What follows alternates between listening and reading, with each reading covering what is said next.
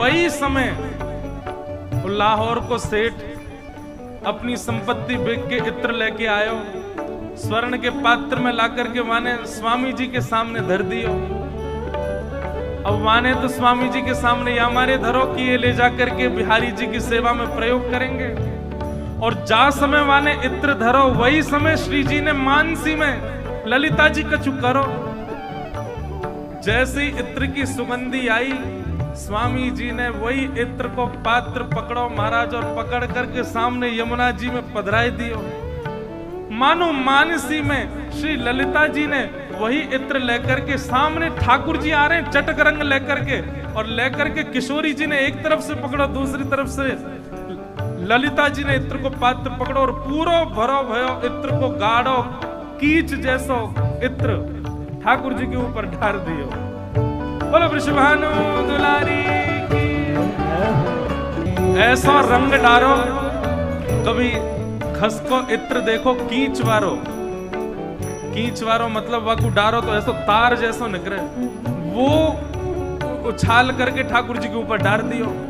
ठाकुर जी तो मुकुट ते लेके मुख तक आंख वांख में सबरे कारी, एक तो ऊपर कारे ऊपर ते कारो ही डार दियो। पीतांबरी भी कारी है गई, मुकुट भी कारो है गो, सबरे पूरे कीच में है गए। और ललिता जी ने पकड़ लिए, पकड़ करके बांध दिए। ठाकुर जी कहें देख ललिता ऐसे मत करे, छोड़ दे। तब ललिता जी कह रही है हाँ हाँ करो परो पैयन, अब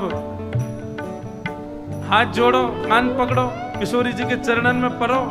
किशोरी जी बोली नहीं हमारी आज्ञा है, छोड़ दो इनको। ऐसी उदार हमारी स्वामिनी जी, छोड़ दें। ललिता जी तो यूं कह रही हैं नेक अगर किशोरी जी दया करनो कम कर दें तो ये लाला ऐसे ही हाँ हाँ कर तो पीछे डोलेगो।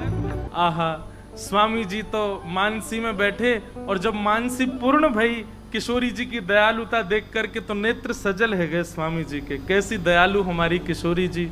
नेत्र पोंछन लगे, अपने आंसून को पोंछन लगे। नेत्र खोल करके जैसे ही बैठे तो सामने वो लाहौर को सेठ बैठो,